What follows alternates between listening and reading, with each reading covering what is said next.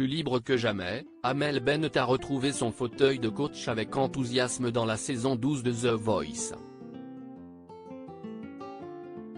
Alors que le troisième et dernier épisode des Battles sera diffusé ce samedi 29 avril 2023 sur TF1, la chanteuse s'est confiée à Télé Loisirs.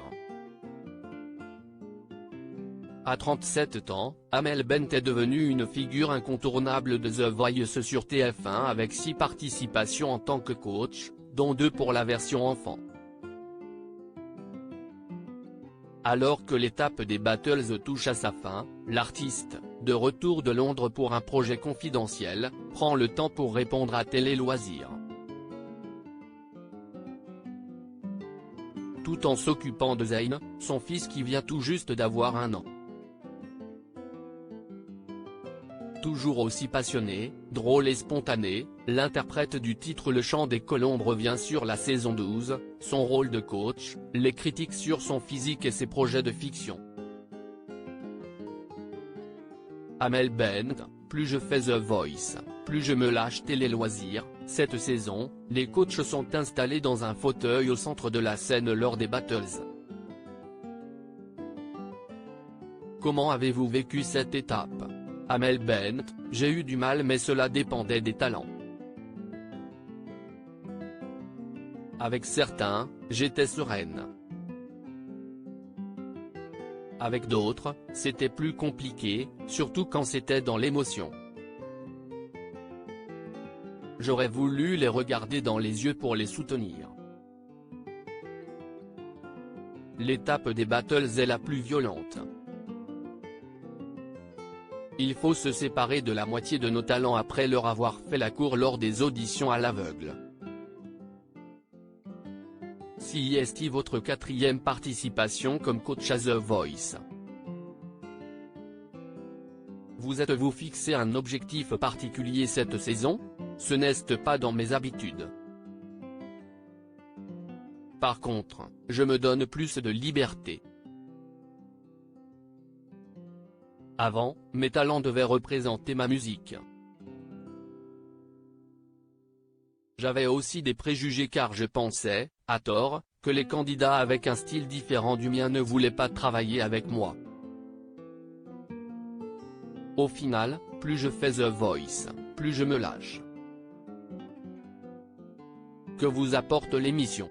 J'ai beaucoup grandi dans ma manière d'aborder la musique et d'en parler. J'y ai découvert des voix, de nouvelles façons de chanter et d'interpréter. Les coachs apportent beaucoup au talent, mais eux aussi nous apprennent énormément. À chaque fois, je prends une immense claque. Amel Bent à propos de ses talents dans The Voice, je les secoue et cela va parfois jusqu'aux larmes. Si vous deviez décrire The Voice en un mot, lequel choisiriez-vous ? La voix. À travers elle, nous découvrons l'histoire des talents. Cela m'est arrivé avec Arslan cette saison. J'ai été bouleversé par le mot solitude quand je l'écoutais. En apprenant à le connaître, ce terme a pris tout son sens. Vous semblez prendre votre rôle de coach à cœur. C'est le cas. Ma mission est d'apporter de la technique aux talents mais surtout de leur transmettre mon expérience pour les faire évoluer. Je cherche aussi à comprendre pourquoi ils sont là. Certains font The Voice pour changer radicalement de vie. Vous arrive-t-il d'aller jusqu'au clash avec vos talents pour les faire avancer ? Non, je ne suis pas dans la confrontation mais plutôt dans la bienveillance. Par contre, je les secoue et cela va parfois jusqu'aux larmes. Certains talents sont à la limite de franchir un cap et c'est frustrant pour eux comme pour moi. Je refuse qu'ils passent à côté de leur aventure. Amel Bent répond aux critiques sur ses tenues dans The Voice. J'assume ce que je porte car je me sens bien ainsi. Vous aussi, avez été candidate d'un télécrochet, la nouvelle star sur M6 en 2004. NRLR. Cela vous aide-t-il dans le coaching? Je sais ce qu'ils vivent. The Voice reste un concours et cela peut être anxiogène. Je leur rappelle donc que je n'ai pas gagné la nouvelle star et pourtant, je suis là depuis 20 ans. L'émission n'est qu'une étape. La saison passée, vous avez été très critiqué sur vos tenues.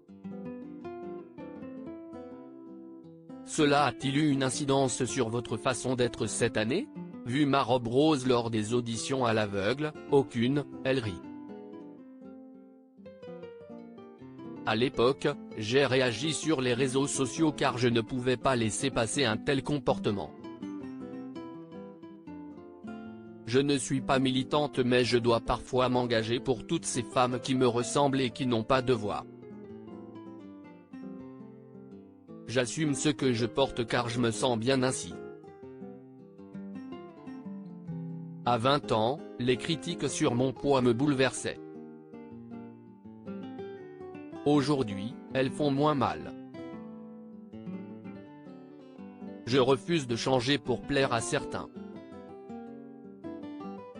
La promotion à la télévision est un passage obligatoire pour les artistes.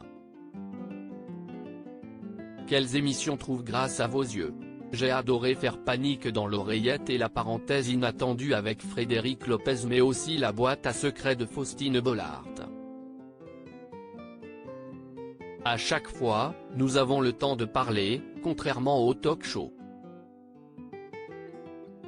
J'ai fait pas mal d'émissions dans ma carrière et si j'ai survécu à Zemmour et Nolo dans On n'est pas couché, je peux tout faire.